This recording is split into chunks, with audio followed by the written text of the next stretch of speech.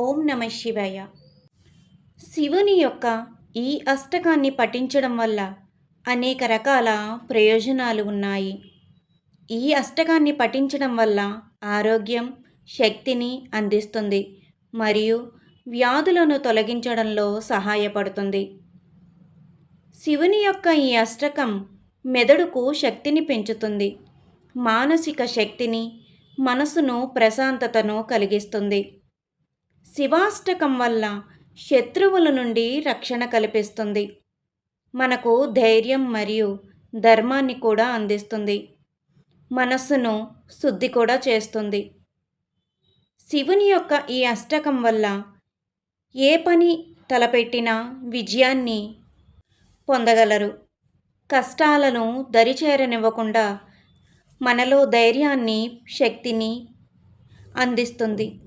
అటువంటి ఈ స్తోత్రాన్ని భక్తి శ్రద్ధలతో పఠించి చూడండి, ఫలితం మీకే తెలుస్తుంది. ప్రభుం ప్రాణనాథం విభుం విశ్వనాథం జగన్నాథనాథం సదానందభాజం భవద్భవ్యభూతేశ్వరం భూతనాథం శివం శంకరం శంభుమీశానమీడే గళేరుండమాలం తనౌ సర్పజాలం మహాకాలకాలం గణేశాదిపాలం జటాజూటగంగోతరంగైర్విశాలం శివం శంకరం శంభుమీశానమీడే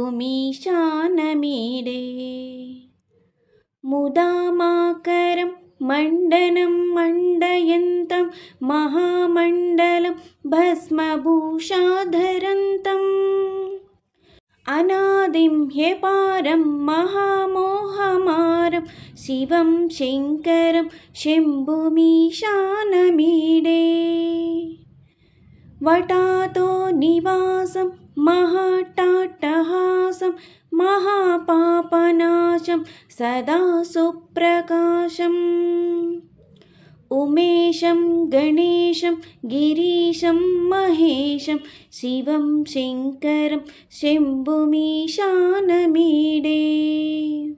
గిరీంద్రాత్మజా సంగృహీతార్థదేహం గిరౌ సంస్థితం సర్వదా పన్నగేహం పరబ్రహ్మ బ్రహ్మాదిభిర్వంద్యమానం శివం శంకరం శంభుమీశానమీడే కపాలం త్రిశూలం కరాభ్యాం దధానం పదాంబోజనం రాయకామం దధానం బలివర్ధయానం సురాణం ప్రదానం శివం శంకరం శంభుమీశానమీడే శరశ్చంద్రగాత్రం గణానందపాత్రం త్రినేత్రం పవిత్రం ధనేశస్యమిత్రం అపర్ణాకళత్రం సదా సచ్చరిత్రం శివం శంకరం శంభుమీశానమీడే హరం సర్పహరం చితాభూవిహరం భవం వేదసారం సదా నిర్వికారం శ్మశానే వసంతం మనోజం దహంతం శివం శంకరం శంభుమీశానమీడే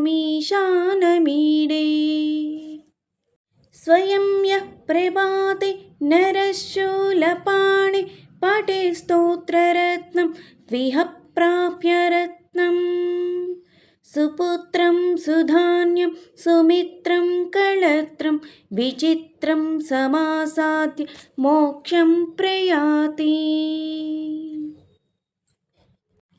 నా వీడియో కనుక మీకు నచ్చినట్లయితే లైక్ చేయండి, షేర్ చేయండి, సబ్స్క్రైబ్ చేయండి.